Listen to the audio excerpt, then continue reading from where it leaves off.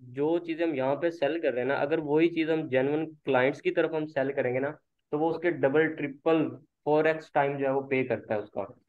तो अब black eight world का आपको मैं जैसे कि आई थिंक पहले भी बताया था कि वहाँ पे जो होता है, वहाँ के लोगों को ये आइडिया ही नहीं था कि जो गेस्ट पोस्ट होती है वो 5 10 15 डॉलर में सेल होती है।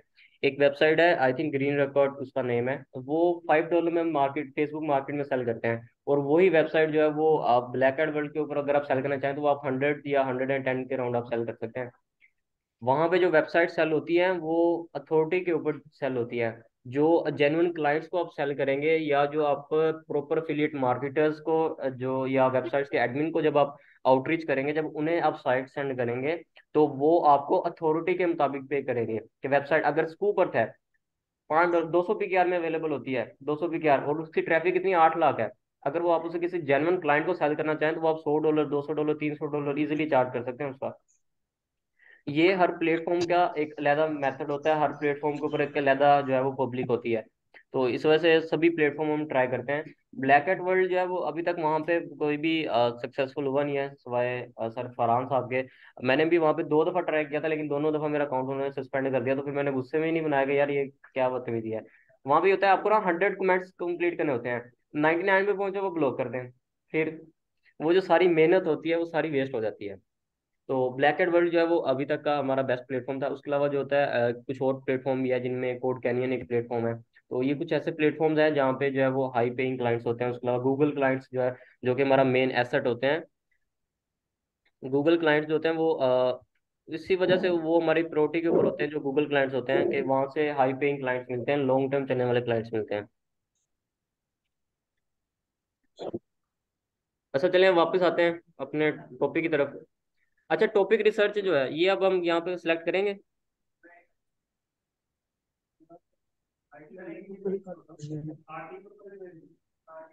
हाँ, आर्टिकल वाले में जहाँ पे हम राइट करके दे रहे हैं वहां पे हम ऐड करेंगे। Original written content, post submission, सब में आएगी है। इमेज, ये तो इमेज तो लाजमी ही होती है। वीडियो बेशक ना ही ऐड करें तो बेहतर रहेगा।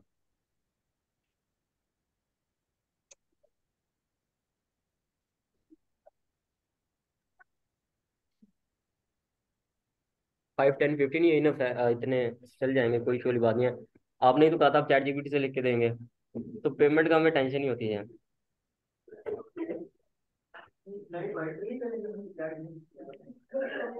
एक्चुअली चैट जीपीटी रिकमेंड नहीं करते हैं, कोई भी कंटेंट राइटर जो है वो उसके सामने आप बात करेंगे तो वो डेफिनेटली आपसे लड़ पड़ेगा कि चैट जीपीटी की भी आप बात क्यों करें। अब जो है वो ना ऐसे टूल्स आ रहे हैं जो कि ये कंटेंट फाइंड कर लेते हैं कि ये कंटेंट जो है वो एआई ने राइट किया कि ह्यूमन रिटन है। उसका हल कोई भी नहीं, उसका हल यही है कि आपको जेन्युइन राइटर से ही लिखवाना पड़ेगा। ये चीज तो होती है ना कि इस तरह तो आप अब मैं एक टर्म और बताता हूँ। अब एक जर्नल वेबसाइट है, उसके ऊपर हेल्थ के ऊपर एक आर्टिकल पब्लिश हुआ हुआ है, लेकिन जो वेबसाइट की लैंग्वेज है वो जैपनीज है, या वो चाइनीज में लिखा हुआ है। आप उसे ट्रांसलेटेड टू इंग्लिश करके अपनी वेबसाइट के ऊपर पब्लिश नहीं कर सकते? बिल्कुल कर सकते हैं। ये कुछ टूल होते हैं, लेकिन इसमें ये होता है कि हमारी रिसर्च नहीं होती है। तो बेहतर यही होता है कि अगर हमने आर्टिकल वगैरह राइट करवाना है तो हम जेन्युइन वे में ही राइट करें, बिकॉज क्लाइंट्स की जो सेटिस्फेक्शन है वो हमारी प्रायोरिटी के ऊपर होना चाहिए। तो जेन्युइन काम करेंगे, ये भी एक वे होता है, शॉर्टकट्स होते हैं, लेकिन इनको हम प्रमोट नहीं करेंगे। बेहतर यही होगा कि आप किसी राइटर से ही जो है वो राइट करवाएं। यहाँ पे प्रोजेक्ट की इमेज आ जाएगी, इमेज लगा लें। उसके बाद सैंपल डॉक्यूमेंट, ये वही चीज़ है कि अगर आपके पास आपका कोई पोर्टफोलियो है तो वो पोर्टफोलियो यहाँ पे ऐड कर दीजिएगा।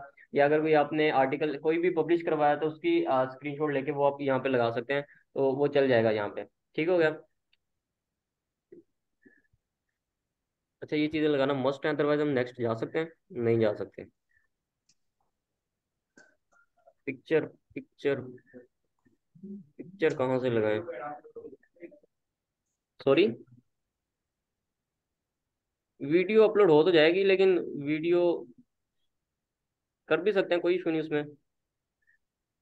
अच्छा, अभी यहाँ पे जो है ना हम कुछ भी ऐड कर देते हैं। फॉर एग्जांपल यही हम एक ऐड कर देते हैं। अच्छा, ये परफेक्ट है वैसे, लेकिन ये टैग की ये लगा देंगे। जो इमेज का साइज होता है ना वो फाइवर अपवर्क ये दोनों पे सेम रहता है। तो आई थिंक ये अपवर्क शायद साइज नहीं बताता है, लेकिन जब आप यही वाला सेम। अगर आप फाइवर के ऊपर चेक करेंगे तो वहां पे वो आपको साइज बता देता है। उसके अलावा आप कैनवा के ऊपर, जब क्योंकि जब कोई भी पिक्चर जो है वो हम रेडी कैनवा के ऊपर करते हैं, तो कैनवा के ऊपर आप लिख लीजिएगा गिग।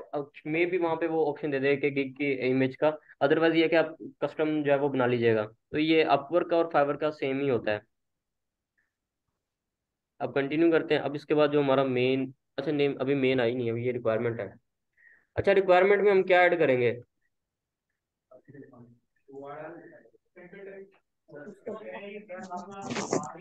अच्छा, एक मिनट। ठीक है। ठीक है।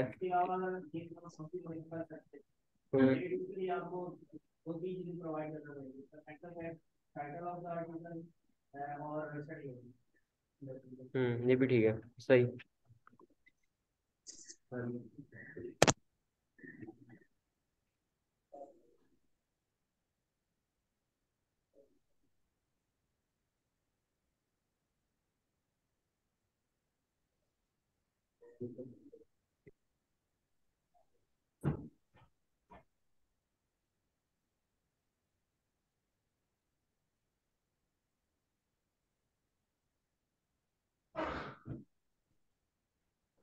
ठीक हो गया, ये तीन चीजें ठीक हैं। ठीक है।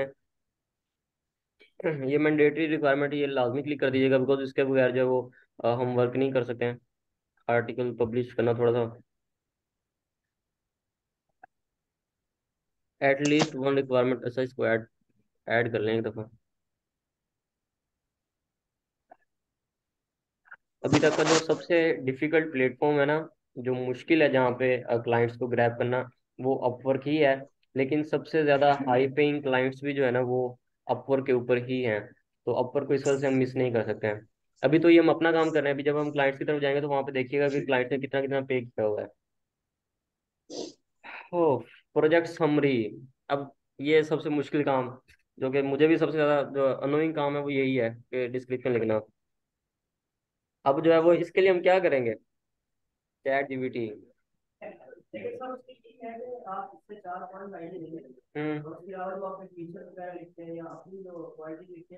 जी जी। हाँ बिल्कुल ऐसे है, लेकिन ये क्या, ये लेकिन होता यही है कि आप कोशिश करें कि आपने खुद ने ही यहाँ पे मेंशन करना है। हम चैट जीपीटी को प्रमोट नहीं करेंगे, लेकिन कोशिश हिंट के लिए जो है वो हम उसे यूज कर सकते हैं। हिंट के लिए जो है हम यूज कर सकते हैं। ठीक हो गया। अच्छा, ये हम प्रोजेक्ट यहाँ पे इसकी डिस्क्रिप्शन ऐड करेंगे। उसके बाद ये होगा फ्रिक्वेंटली आस्क क्वेश्चन। ये क्वेश्चन आप कितने ऐड करते हैं? एवरेज जो हमारे यहाँ पे होनी चाहिए ना, तकरीबन 6 से 10 क्वेश्चन लाजमी होने चाहिए हमारे पास यहाँ पे। तो कोशिश कीजिएगा कि आपके ये फ्रिक्वेंटली आस्क क्वेश्चन, बेशक ये ऑप्शनल होते हैं लेकिन ये ऐड करना मस्ट होते हैं। अच्छा, एक इम्पैक्ट भी जाता है। और दूसरा ये है कि क्लाइंट से आपसे फिर थोड़े कम सवाल ही पूछेगा। रिपीट कर सकते हैं। और आपको ये भी बता देता हूँ कि गिग की जो डिस्क्रिप्शन होती है वो भी आप रिपीट कर सकते हैं। जो आपने एक लिखी हुई है ना, ठीक है, उसके अंदर थोड़ी बहुत चेंजिंग कर लें। अगर जनरल किया तो जनरल की जगह हेल्थ कुछ कर लें, या अपने की पॉइंट्स जो है वो थोड़े बहुत चेंज कर लें। रिमेनिंग सेम आप ऐड कर सकते हैं, वो कोई इशू नहीं है। बार बार, क्योंकि ये थोड़ा मुश्किल काम है कि 7 गिग्स हैं उनके लिए डिफरेंट लिखना, उसके बाद 20 प्रोजेक्ट्स हैं, 20 अलग से डिस्क्रिप्शन जनरेट करके लिखना काफी मुश्किल हो जाएगा। तो ये है कि आप ऐड कर सकते हैं, नो इशू।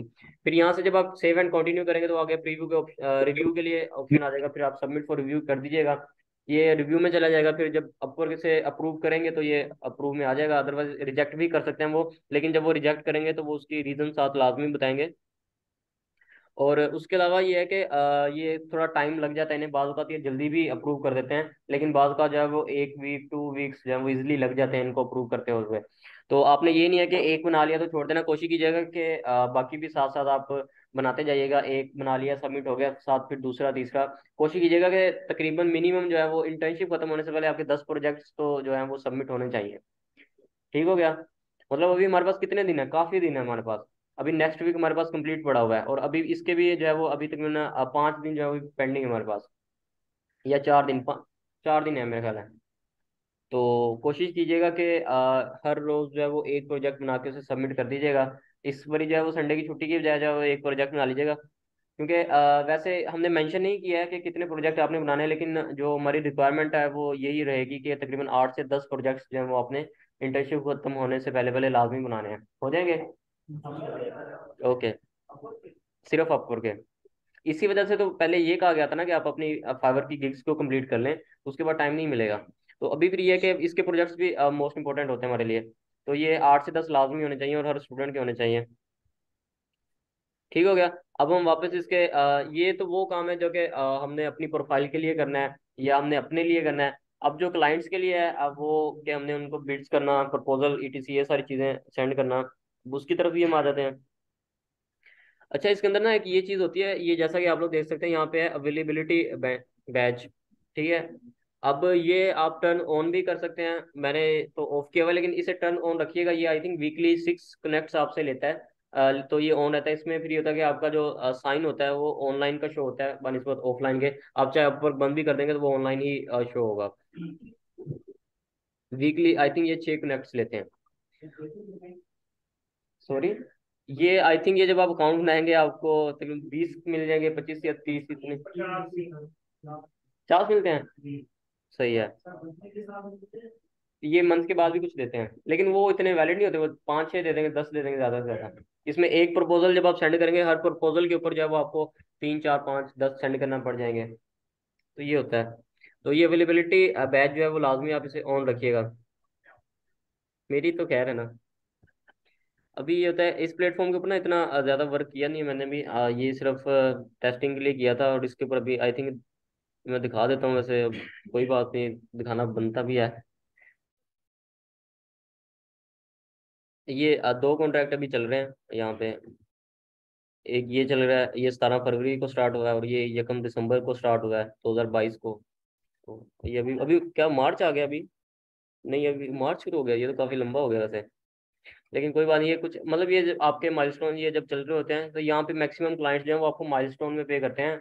बाय प्रोजेक्ट जो है वो पे नहीं करते हैं आपको, माइलस्टोन में पे करते हैं। पहले हाफ पे करेंगे, आपसे उतना काम करवा लेंगे, उसके बाद फिर आपको हाफ की पेमेंट कर देंगे, आप वो काम करेंगे। फिर इस तरह होता है यहाँ पे।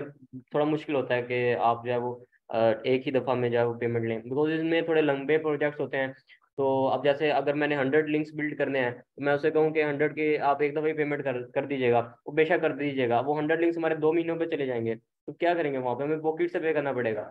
तो अगर हमारे पास हम नहीं है, फिर कहाँ से पे करेंगे हम?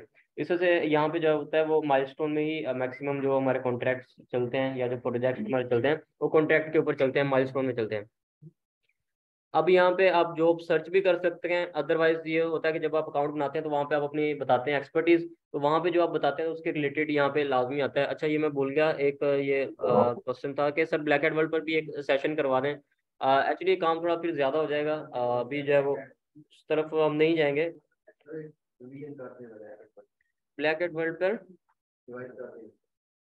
चले, ब्लैक एंड वर्ल्ड डिवाइस कर उस ब्लैक एंड वर्ल्ड के लिए चले, मैं फ्रांस साहब से कहूंगा, फ्रांस साहब जो है वो लेक्चर करवा देंगे उसके ऊपर। क्योंकि अगर मैंने करवाया ना, मुझे अकाउंट बनाना पड़ेगा एक उसके ऊपर, तो वो मैं बना नहीं सकता अभी, क्योंकि मेरे पहले 2 बैन हुए हैं। अच्छा चलें, अब आते हैं नेक्स्ट। हमारा जो काम होता है इसके ऊपर बिड्स करना, प्रपोजल, ईटीसी, ये चीज़ें सबमिट करवाना। अब जो हमारे पास डेली बेसिस पे हमारे सामने जॉब्स आएंगी, जो क्लाइंट्स होंगे हमारे या जो बायर्स ने अपनी रिक्वेस्ट सेंड की होगी कि हमें ये वर्क करवाना है, तो वो हम रीड करेंगे। उसके बाद जो हम वहाँ पे प्रपोजल सेंड करेंगे या बिड करेंगे कि हम ये काम कर सकते हैं, ईटीसी, ये सारी चीज़ें। अब जैसे ये फर्स्ट पर्सन आया मेरे सामने, इसको चाहिए होम लिंक्स चाहिए, नो लिंक फॉर्म्स और जनरल साइट्स।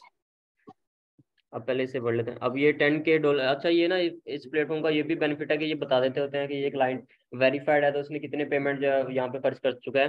तो जैसे ये इसराइल का क्लाइंट है, और ये जो है $10K यहाँ पे ऑलरेडी स्पेंड कर चुका है, 5 स्टार इसकी रेटिंग है, पेमेंट मेथड भी इसका वेरीफाइड है।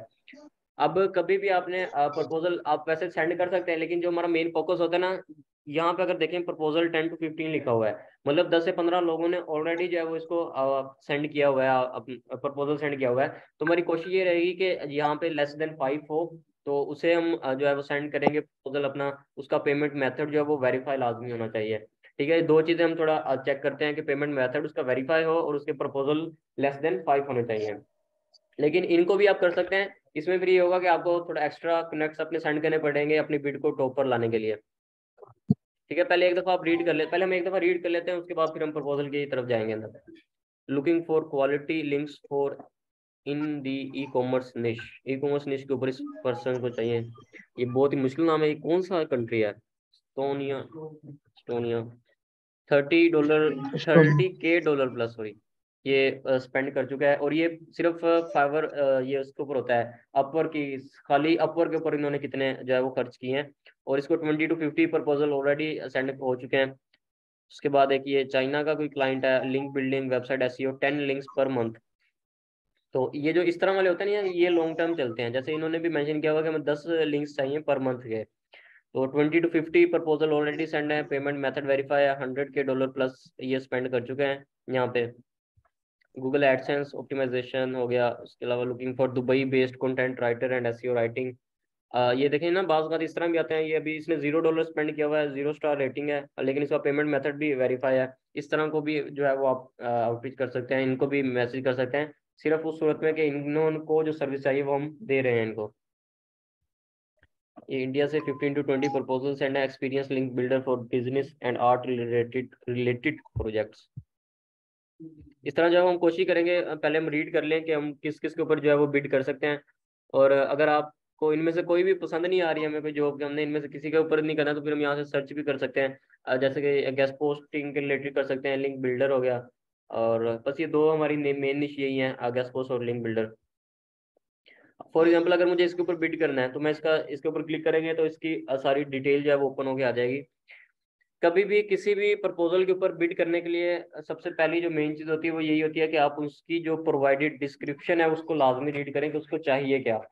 तो पहले आप देखेंगे उसको क्या चाहिए, उसकी रिक्वायरमेंट के मुताबिक आपके पास डाटा है, उसकी रिक्वायरमेंट के मुताबिक आप उसका काम करके दे सकते हैं, तभी आपने बिड करनी है। अदरवाइज बिड ना कीजिएगा, बिकॉज यहाँ पे कनेक्ट्स जो होते हैं ना वो वेस्ट होते हैं। और अगर एक दफ़ा कनेक्ट्स खत्म हो जाए ना, तो फिर हमें यहाँ से बाय करने पड़ते हैं, वो फ्री में और नहीं देते हैं हमें। वो अब अपवर्क से पूछना पड़ेगा, वो अभी देख लेते हैं, वो भी एक्सपीरियंस कर लेते हैं वो भी। और इसमें ये भी होता है कि आप अगर बिड करते हैं और उनका कोई रिप्लाई आपको आ जाता है, तो वो जो आपके कनेक्ट्स आपने लगाए होंगे इसके ऊपर, वो भी आपको वापस मिल जाएंगे। तो ये भी इसका एक बेनिफिट होता है। तो इस वजह से हमारी मेन कोशिश जो होगी वो यही होगी कि रिप्लाई साथ में लाजमी आए, क्योंकि वो रिप्लाई करेंगे तो हमारे कनेक्ट्स जो है वो वापस आ जाएंगे। अब इनके अंदर ना एक ये टर्म भी यूज हो रही है कि जो ये होते हैं ना क्लाइंट्स, अब ये अपने किसी भी ये इस पैराग्राफ में ना ये कहीं पे भी मेंशन कर देंगे कि ये हमारा कोड है। जैसे अगर ये पर्सन है, ये मेंशन कर देंगे हमारा कोड है 123। ये इस लाइन में यहाँ पे इन्होंने मेंशन कर देना है कि जब भी आप हमें प्रपोजल सेंड करेंगे, तो आपने उसकी पहली लाइन के अंदर ये कोड लाजमी यूज करना है, 123। ठीक है। तो फिर जब आप इसे प्रपोजल सेंड करेंगे, तो आपने पहली लाइन के ऊपर वो जो उसने कोड बताया होगा वो हम यहाँ पे मेंशन कर देंगे। बिकॉज उसकी रीजन ही यही है कि अगर इन हमने इनका प्रॉपर पढ़ा है, डीपली पढ़ा है, और हमें समझ आई है कि हम ये काम कर सकते हैं, तभी अगर हम बिड कर रहे हैं, तो इसका मतलब है हमने वो कोड पढ़ लिया होगा। तो जब हम प्रपोजल सेंड करेंगे हम ऊपर कोड मेंशन कर देंगे। कोड मेंशन नहीं किया है, तो वो क्लाइंट को ये फील होगा कि इसने मेरा रीड नहीं किया, ये सिर्फ डायरेक्ट टेम्पलेट कॉपी पेस्ट करने के लिए आया है और इसने मुझे ऐसे आउटरीच किया, तो वो रीड ही नहीं करते हैं वो। तो इस वजह से ये होता है, ये टैक्टिक वो यूज करते हैं कि वो एक कोड जो है वो किसी भी कहीं पे भी किसी भी पैराग्राफ में बेशक आखिरी लाइन में वो ऐड कर देंगे कि आप जब हमें प्रपोजल सेंड करेंगे तो ये कोड आपने साथ लाजमी मेंशन करना है। और जब इस तरह की सिचुएशन हो तो आपने वो फिर पहली लाइन में वो कोड मेंशन करना है, उसके बाद फिर आपने बाकी जो है वो अपना स्ट्रक्चर उसे बयान करना है या अपना सर्विस उसे सेल करनी है। और वो, और ये एक तरीके से सही भी है। अगर वो इस तरह से कर रहे हैं तो ये एक सही भी है कि जो आप उसे आउटरीच कर रहे हैं तो आपने उसकी सर्विस एक दफ़ा रीड की भी है कि नहीं की है। अब इसको रीड कर लेते हैं कि ये क्या चाह रहे हैं। इनका टाइटल क्या था? Need home links, no home links. Hello Roy here. बस अच्छा, अब इसमें ये कुछ चीज़ें हैं जो कि साथ साथ आप लाजमी नोट कीजिएगा। बाज़ ऐसे क्लाइंट्स होते हैं जिन्होंने अपना नाम भी नहीं बताया होता है, और आप जब उन्हें फिर आउटरीच करें तो फिर आपके ऊपर लाजमी ये होता है कि आपने उनका नाम लाजमी मेंशन करना है, बिकॉज ये एक अच्छा इंपैक्ट डालता है क्लाइंट के ऊपर। तो अब ये है कि अगर इसने यहाँ पे अपने प्रपोजल में अपना नाम नहीं बताया है, तो अगर उसको रिव्यूज मिले हुए हैं तो आप उसके रिव्यूज चेक कर सकते हैं। रिव्यूज में किसी ना किसी सेलर ने उसका नाम लिया होगा, तो वो नाम आप वहाँ से कॉपी पेस्ट कर सकते हैं, तो आपको आइडिया हो जाएगा कि इस पर्सन का नाम क्या है। और अगर वहाँ पे भी मेंशन नहीं है, फिर बेशक आप छोड़ दें, कोई इशू वाली बात नहीं, नाम भी मेंशन करें तो चल जाएगा। अब यहाँ पे देख लेते हैं, जैसे इन्होंने एक रिव्यू दिया है, Roy was easy to work and communicated well. तो अगर रोय ने ऊपर नाम बताया होता अपना नाम, तो हमें यहाँ से पता चल जाना था ये जो क्लाइंट है इसका नाम क्या है, रोय नाम है इसका। ठीक हो गया। तो इस तरह जो है वो क्लाइंट्स का नाम मेंशन करना जो है वो अच्छा होता है, क्लाइंट्स को भी अच्छा लगता है कि वो मेरे नाम से जो है वो अब पुकार रहे हैं हमें, तो वो ये चीज़ होती है। I'm tired to waste time, so please, if you have sites that are zero traffic and PPN garbage, do not bother. We need real sites. Do not waste my time. Many of you are reapplying to my job post. Do not reapply if I didn't contact you. अच्छा, ये बंदा पहले ही तंग आया हुआ है सारे। नहीं, उसकी जिंदगी अच्छी होगी, वो प्रपोजल से तंग आया हुआ है। I am looking for someone who has lot of real estate and home backlinks. अच्छा, इसे रियल एस्टेट की साइट्स चाहिए और होम की साइट्स चाहिए। Again, I do not want someone to prospect for me. I want someone who has access to many sites already. Our sites have built a lot of links, so please understand that if you have a small list that is in shares to that, so this is not good fit. We don't mind paying for links as long as link are good. We will pay the invoice and you will get 15 to $30 per। अब ये चीज आप एक दफा read करें, ये वो line वो क्या कह रहा है। We do not mind paying for links as long as the links are good. We will pay the invoice and you will get $15 to $30 पर लिंक। इसका क्या मतलब है? नहीं, बजट नहीं बता रहे, उसने बजट की बात नहीं की है, बजट नहीं है यहाँ पे।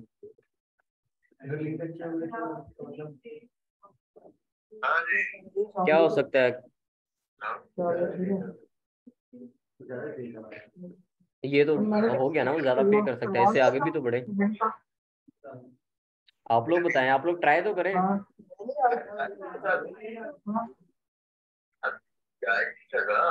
क्यों? नहीं, वो तो करवा दी है ये ना। इसने क्या मेंशन किया हुआ है? लाइफ सर्टिफिकेट वाला था उसका। 1 मिनट, किसी को नहीं पता चल रहा है वो क्या कह रहा है यहाँ पे? नहीं, गलत। नहीं, क्या कह रहे हैं? नहीं। अच्छा, ये जो ऑनलाइन स्टूडेंट्स हैं, इन्हें समझ में आया है कुछ कि वो क्या कहना चाह रहा है? ये we do not mind paying for links as long as the links are good. We will pay the invoice and you will get $15 to $30 पर लिंक।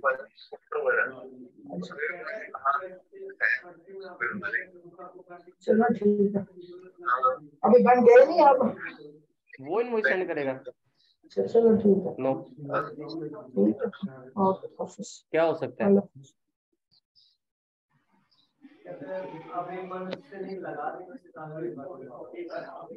अच्छा अच्छा, बस ठीक हो गया, ओके फाइन, इसे खत्म करते हैं बात को। ये यहाँ पे जो होते हैं ना क्लाइंट्स, यहाँ पे मैक्सिमम आपको हायर करते हैं। हायर किस लिए करते हैं कि आवरली रेट यहाँ पे जो मेंशन किया गया है, वो इसलिए मेंशन किया गया कि एक पर्सन उसको हम हायर करते हैं तो वो कितना काम करेगा। ठीक हो गया। अब यहाँ पे उसने आपको हायर कर लिया है, यहाँ पे उसने आपको जॉब की ऑफर करेगा कि आप हमारे पास काम करो, आप हमें जो है वो हमारे लिए साइट्स को आउटरीच करो। आप उसको साइट्स आउटरीच करके देते हैं। अब इसको होम की साइट चाहिए, मैं इसे एक साइट आउटरीच की करूंगा। ठीक है, उसकी प्राइस है $100। मैं कोशिश करूंगा कि 50 में उसके साथ डील कर लूँ, 50 में मेरी डील होगी। इसको मैं बताऊंगा कि ये वेबसाइट है, 50 में मेरी इसके साथ डील होगी। ये आर्टिकल भेजेगा कि इसके ऊपर पब्लिश करवाओ, हम पब्लिश करवा देंगे। वो जो फिर वेंडर हमें इनवॉइस सेंड करेगा $50 की, वो same as it is invoice copy करके हम इसे सेंड कर देंगे कि ये इनवॉइस आप पे कर दो। वो इनवॉइस ये क्लाइंट जो है वेंडर को खुद पे करेगा, बिकॉज इसको पता है कि ये वेबसाइट हमारी नहीं होंगी, हम आगे एडमिन से डील करेंगे। ये एडमिन को खुद पे करेगा, एडमिन को पे कर दिया उसके बाद जो ठीक है लिंक डन। हम, फिर वो अथॉरिटी के ऊपर डिपेंड करेगा। अगर तो वो अच्छी अथॉरिटी वाली साइट्स होगी तो वो हो सकता है कि मैं $30 एक्स्ट्रा पे कर दे कि ये जो आपने लिंक लगवा के दिया है इसके $30 मैं आपको एक्स्ट्रा पे करता हूँ। ठीक है, इसमें ये चीज होती है। आउटरीचिंग के लिए ये आपको हायर कर लेते हैं अपने पास, आप इनके लिए आउटरीचिंग करते हैं, साइट्स का आउटरीच कर लेते हैं। ठीक है, जो भी डाटा आपके पास आता है वो लिस्ट इनके साथ शेयर करते हैं कि ये वेबसाइट है, इसकी एक्चुअल डील इतने में है, ये उसके ऊपर लिंक लगवाएंगे। वेंडर जो इनवॉइस भेजेगा वो इनवॉइस आप इसको फॉरवर्ड करेंगे, ये खुद वेंडर को पे करेंगे। वेंडर को पे कर दिया, उसके बाद आपको फिर उसका कमीशन जो है वो या आपकी सर्विस का जो है आपको $15 या $30 अलग से पे कर देंगे। ये चाहते हैं कि हमें एक्चुअल प्राइस में साइट्स आप लोग दो। ठीक है, एक्चुअल जिसमें आपकी डील हुई है हम वो पे खुद करेंगे, और आपको जो है वो हर लिंक का $15 से $30, वो डिपेंड ऑन साइट्स अथॉरिटी, वो हम आपको पे करेंगे। इसमें ये चीज होती है।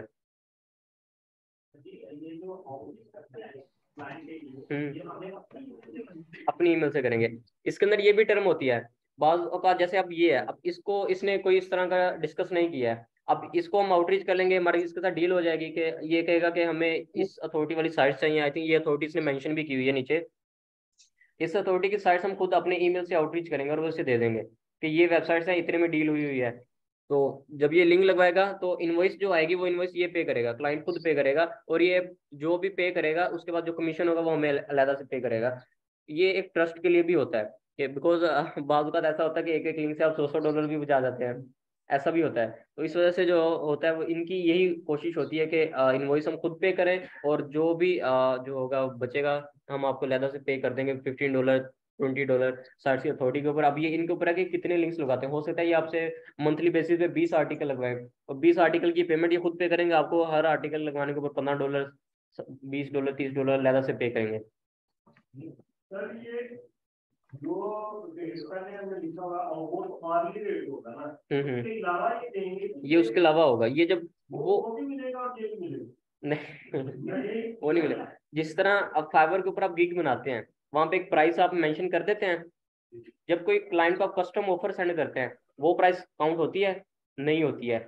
इसमें भी सेम, ये आवरली रेट हमने सिर्फ एक डिस्क्राइब किया कि हम इतने पे लेते हैं, लेकिन जब हम कॉन्ट्रैक्ट साइन कर लेंगे या जब हम एग्रीमेंट इनके साथ करेंगे वो जब चलेगा वो उसमें फिर वो नहीं काउंट होंगे, वो अलग से पे करेंगे, वो इसके ऊपर डिपेंड करेगा। ठीक हो गया? आगे चलें, इसके इस लाइन से आगे चलें भी। Please, if you have applied before, do not apply again. If you are going to send me a list of 300 sites, but only one of them is good, please do not send me the list. If you are going to send me a lot of general sites that are spam, do not send the list. इस तरह जो है वो आपको पहले ऐसे ही है, वो आपको उसके बिहेवियर से पता चलना चाहिए कि वो बंदा कितना तंग आया हुआ है।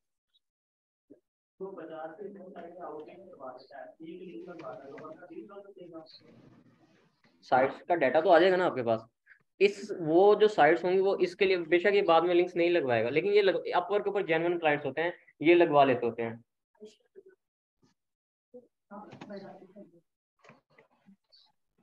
क्या बात हो रही थी? हाँ ये भी होता है, यहाँ पे जो होते हैं ना जेन्युइन क्लाइंट्स होते हैं और ये लगवा लेते हैं। बिल फर्ज हो गया कि उसने एक दफा लिंक लगवाया, उसने बाद में लिंक नहीं लगवाए, तो डाटा तो आपके पास सेव रहेगा ना, आपने अपनी ईमेल से आउटरीच किया होगा। और इसमें एक चीज ये भी है कि अक्सर जो आउटरीचिंग होती है, जो डाटा बैंक इंक्रीज करवाता है वो आपका क्लाइंट ही आपसे इंक्रीज करवाता है। जब वो प्रेशर डालता है कि मुझे ये वाली साइट चाहिए और फिर हम आउटरीच करते हैं, हमारा डाटा बैंक इंक्रीज होता है। असली जो आउटरीचिंग हमें जो सिखाता है या जो डाटा हमारा इंक्रीज करवाता है वो हमारा क्लाइंट ही करवाता है। ठीक है? अब फॉर एग्जाम्पल मैं अपनी बात करता हूँ, मुझे एक क्लाइंट मिला रियल एस्टेट का, उसको साइट चाहिए, जैसे ये चाह रहा है रियल एस्टेट की। उस टाइम मेरे पास कोई साइट नहीं थी, मैंने उससे बताया कि मेरे पास रियल एस्टेट की साइट्स नहीं है, लेकिन अगर आप चाहें तो मैं आपके लिए आउटरीच कर सकता हूँ। उसने कहा ठीक है, मैं आउटरीचिंग करें। और फिर मैंने रियल एस्टेट की साइट्स को आउटरीच किया, कोई 10, 20, 30 को के साथ डील हुई, अच्छी साइट्स भी थी, डाटा बैंक मेरा इंक्रीज हुआ। बाद में उसने लिंक्स, सेम ये सिचुएशन में उसने लिंक्स नहीं लगाया, उसने कहा मुझे कोई और पर्सन मिल गया था, लेकिन मेरा डाटा बैंक तो इंक्रीज हो गया ना, वो वेबसाइट मेरे पास आ गई हैं। तो जो इस चीज़ से घबराना नहीं चाहिए, जो हमारी वेबसाइट्स होंगी वो हमारा एसेट है। मैंने आपको पहले भी बताया था कि क्लाइंट से ज्यादा जो इंपॉर्टेंट होता है वो हमारे लिए वेंडर होता है, वेंडर का रिलेशन ज्यादा इंपॉर्टेंट होता है। वेंडर, अब एक दफा ये भी होता है स्कैम, मेरे साथ $35 का स्कैम हुआ था, वो किस लिए हुआ था, मैंने वेंडर को लाजमी पे करना था बिकॉज मेरा उसके साथ रिलेशन था। अब एक क्लाइंट वेंडर है, आप उसके साथ काम कर रहे हो, मार्केट को वो $50 में दे रहा है, आपने 10 लिंक्स उससे लगवा लिए हैं, अब वो आपको 50 की बजाय 40 में दे रहा है कि यार आपने मेरे साथ पहले भी काम करवाया हुआ है, अब मैं आपको लो प्राइस में दे रहा हूँ। मेरा कितना स्ट्रॉन्ग रिलेशन है उसके साथ। अब मैं, कोई क्लाइंट मुझे पे नहीं कर रहा है, मैं उसे कह दूंगा यार क्लाइंट ने मुझे पे नहीं किया, मेरे साथ स्कैम हो गया, अब वो उसको क्या पता, वो तो कहेगा कि इससे बंदे ने मेरे साथ स्कैम किया हुआ है, तो वो आपको कहेगा नेक्स्ट टाइम आपने मेरे साथ काम नहीं करना। तो वो जो हमारा इतना लंबा जो 10 आर्टिकल हमने पब्लिश करवाए हुए थे, जो हमारी बातचीत, जो उसने मुझे खासतौर पर $10 का डिस्काउंट दिया होता, किधर गया वो? जाया हो गया। हमें दोबारा वापस 50 जो मार्केट रेट चल रहा होगा उसी के ऊपर हमें आना पड़ेगा। वो इधर अनफॉर्चुनेटली अपवर्क से ही मिला था, वो मैं दिखाता हूँ, दिखा देता हूँ, कोई इशू वाली बात नहीं है। ठीक हो गया? अच्छा अभी आगे चल रहे हैं, यहाँ पे देख लेते हैं वहां पे। We are looking for above 1K traffic, above 20 DR, no casino links, ठीक हो गया, नो ऑब्वियस लिंक्स फॉर्म, ठीक हो गया। लिंक फॉर्म जैसे उन्होंने पहले ऊपर भी उन्होंने बताया हुआ कि लिंक फॉर्म नहीं होना चाहिए। ये लिंक फॉर्म जो है ना, ये कैटेगरी है, ये कोई बैकलिंक्स की टर्म नहीं है, ये उसने कैटेगरी बताई है जो कि फॉर्मिंग के कैटेगरी में आती है, होम की कैटेगरी में आती है।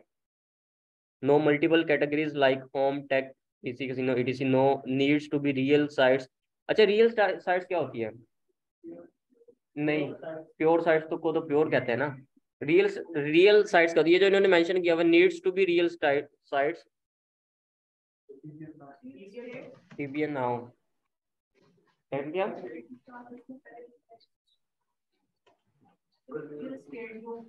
वो भी एक टर्म होती है, वो प्योर निश में आई थिंक हम काउंट कर सकते हैं।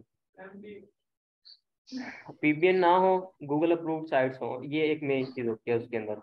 रियल साइट्स होती वही है जो गूगल अप्रूव्ड साइट्स होती है। ठीक है। अच्छा वैसे टाइम कम रह गया, ये वाला सवाल बाद में पूछ लेंगे आप लोगों से कि गूगल अप्रूव्ड साइट्स कौन सी होती हैं। I know that this can be a little insulting for some of you, but it filters out a lot of people. But please, ये देखा उसने क्या मेंशन किया, please put Apple at the top of the reply, thanks. अब हमारा यहाँ पे code क्या बना है, एप्पल। इस इस वजह से जो है वो आपको, अब आप पहली लाइन में एप्पल नहीं मेंशन करेंगे, आपने सारा रीड नहीं किया, आपने ये अथॉरिटी चेक कर ली, हमने चेक कर लिया कि यार ठीक है इसे मैं कर सकता हूँ, कोड तो हमारा नीचे था।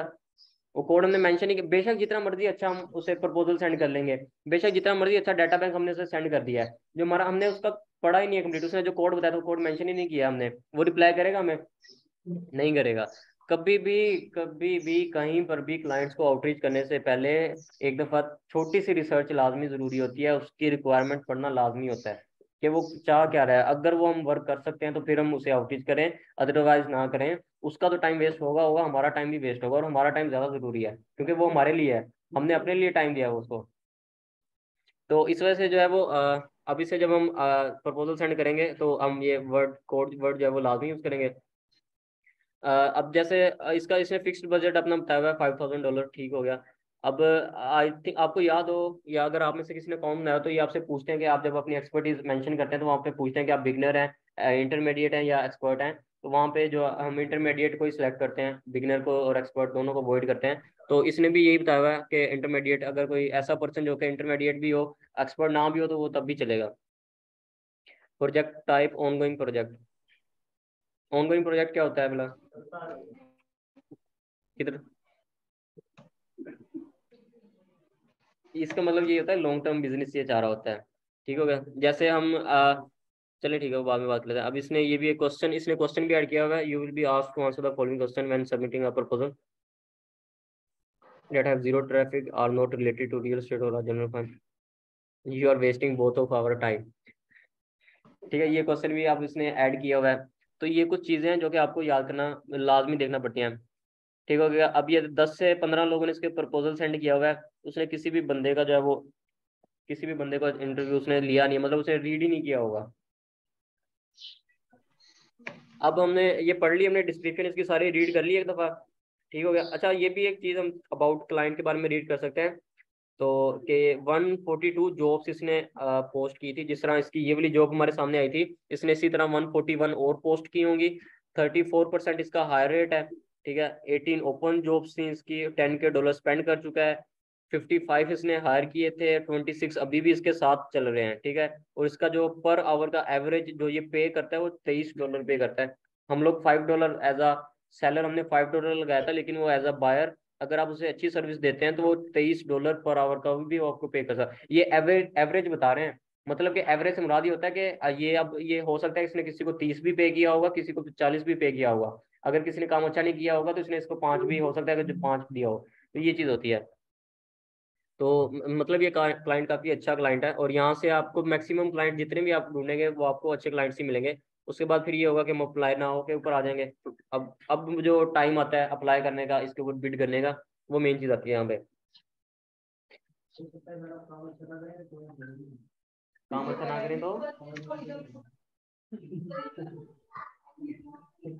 हर प्रपोजल को सेंड करने के ऊपर कनेक्ट लगते हैं। इस प्रपो इस प्रपोजल को सेंड करने के लिए हमें 6 कनेक्ट्स जो हैं वो हमारे लगेंगे यहाँ पे। ठीक हो गया। अब मेरे पास 62, नहीं मेरे पास 68 हैं, तो ये सबमिट करने के बाद मेरे पास 62 बचेंगे। ठीक हो गया। अब ये प्रोजेक्ट की उन्होंने मेंशन भी किया हुआ है लेंथ 1 to 3 months, मतलब ये काफ़ी लॉन्ग टर्म बिजनेस ये चाह रहा है बंदा। अब ये टर्म्स ये अब आपके हाथ में है कि आप बाय माइलस्टोन आप इसे लेना चाहते हैं या बाय प्रोजेक्ट लेना चाहते हैं। तो अगर इतना लेंथी प्रोजेक्ट है तो बेहतर यही है कि आप माइलस्टोन ही सिलेक्ट कीजिएगा। कभी भी आप कहीं पर भी बिड कर रहे हैं और आपको लॉन्ग टर्म का बिजनेस या लॉन्ग टर्म वर्क करने की ऑफर होती है, तो वो आप माइलस्टोन वहाँ पे बेहतर रहेगा।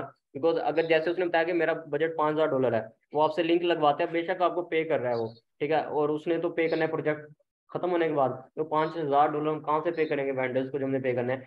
ये यहाँ पे इस केस सिनेरियो में ये है कि ये खुद वेंडर्स को पे करेगा। लेकिन मैं एक जनरल बात कर रहा हूँ कि अगर ये $5,000 का ये हमारा प्रोजेक्ट हो और ये कहे कि मैं प्रोजेक्ट, आपने ये सेलेक्ट कर लिया कि हम प्रोजेक्ट बाय प्रोजेक्ट, प्रोजेक्ट खत्म होगा फिर लेंगे, बाकी आपको प्रॉफिट से पे करना पड़ेंगे। तो बेहतर यही होता है कि अगर लॉन्ग टर्म बिजनेस है करना है आपने, तो उसके लिए माइलस्टोन जो है वो बेस्ट रहता है।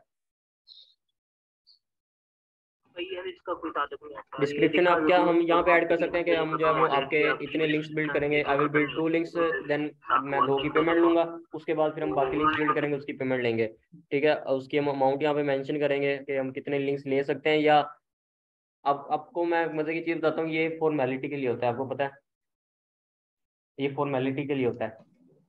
जिस तरह अब फाइवर के ऊपर आप गिग बना लेते हैं, अब क्लाइंट ने कोई हाई पेइंग साइट चूज कर लिया जिसका प्राइस हाई है, तो आप उसे कस्टम ऑफर सेंड कर देते हैं।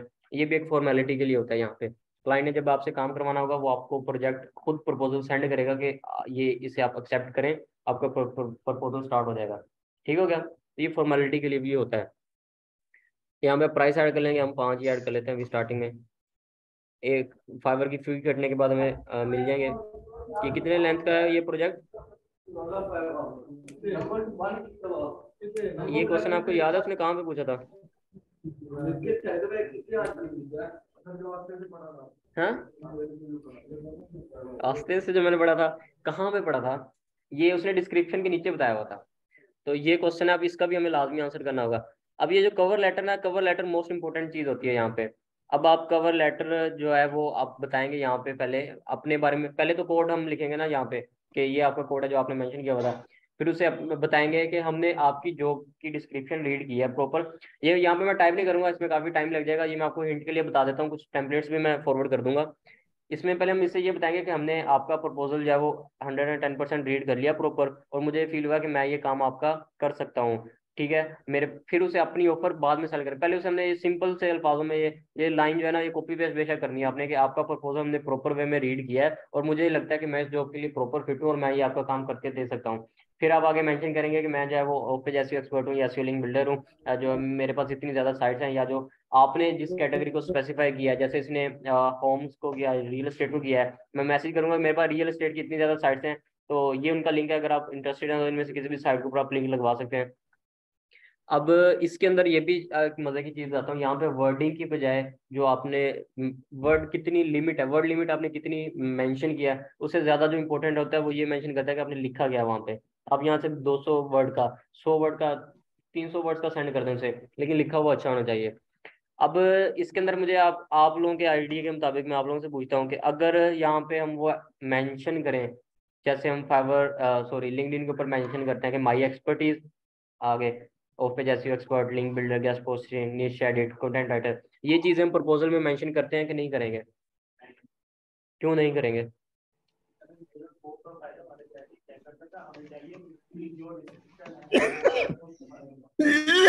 और कुछ?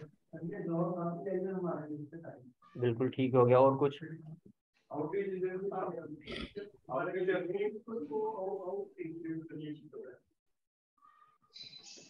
सबके जवाब ठीक है यहाँ पे।